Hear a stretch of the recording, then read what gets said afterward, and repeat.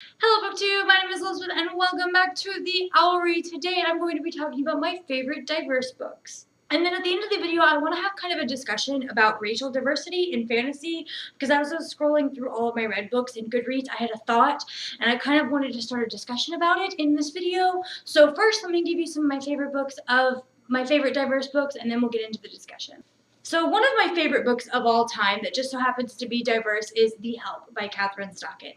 This book is hilarious. It follows our main character, Skeeter, who is writing a book about nannies and maids in the South who raise white children, and then those children grow up to treat those people just as crappy as their parents did, and she gets stories from all of these maids and nannies in that work for her and her friends, and it ends up creating a lot of problems in her hometown because people start thinking / realizing that it's about her hometown, which causes a lot of problems, and it's just a really, really good book. If you've seen the movie, they're very, very similar, but I still highly recommend you read the book because there are parts that are left out that I think are really important to be included, but solid book. I love this. I could read this 5,000 times. I've probably read it like 3 times in my entire life, and that's saying something because I never reread books, like literally never, except for probably like Harry Potter, Pendragon, and this,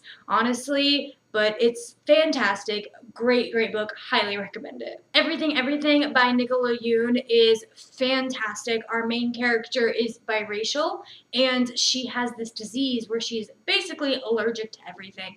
And when a new boy moves in next door, she kind of has thoughts and she wants to be friends with him, maybe more than that, and then it creates some problems where they start sending notes and stuff back and forth, and it's really, really adorable and a highly enjoyable read.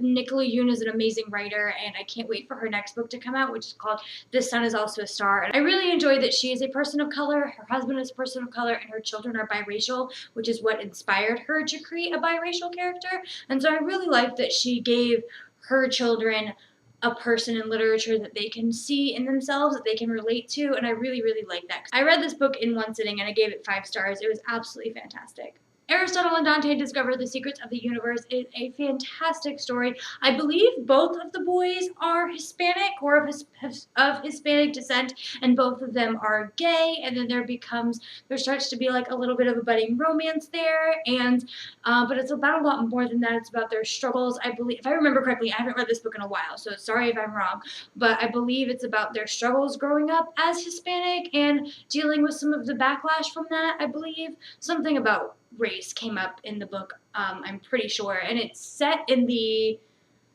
oh god, I want to say 60s or 70s or something to that effect. Oh man, I feel so bad that I don't remember specific details of this book, but I remember immediately loving it. It was so good.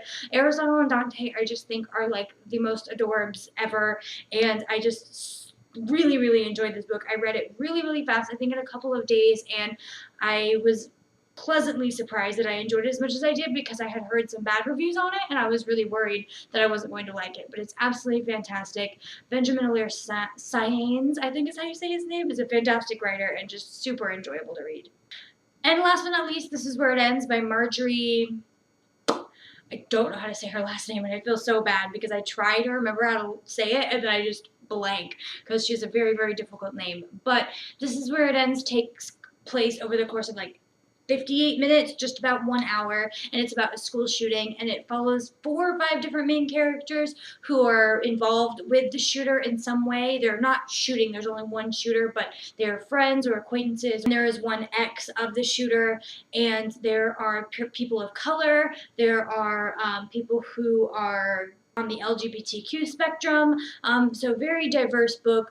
And I was really worried when I found out that it takes place over the course of like 58 minutes because I was worried that I wasn't going to be able to be attached to the characters in such a short amount of time. But I cried like 4 times during this book. I mean, it's about a school shooting, so people die, people are shot, people are injured, and it's very sad, it's very emotional, but it's so good. I feel like this is a really hard topic to write about. It would be really hard to get all of the emotions and the story of a book in this type of situation in just 58 minutes, but she does a great job of it, and it's an amazing book.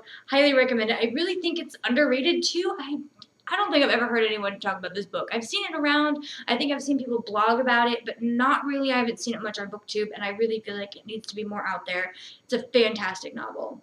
So now to my conversation about racial diversity in fantasy. So when I was going through my Goodreads reads, trying to find, look at all the diverse books that I read, make sure I didn't forget anything for this list, I realized that I think there was only one fantasy book that I can include as diverse, and that was The Rose Society by Marie Lu. And the only reason why it was diverse is because a side character was gay.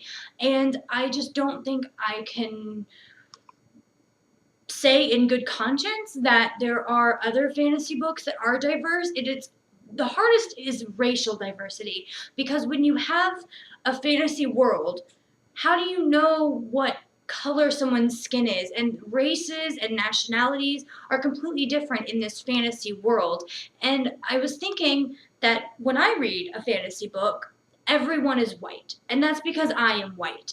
And I don't know if that's something that I need to work on myself, or it's just something that I do because I'm white, and that's, most of the people that I grew up around were white, and so I'm not really sure what to make of that. But I really wanted to ask a question for people who are non-white.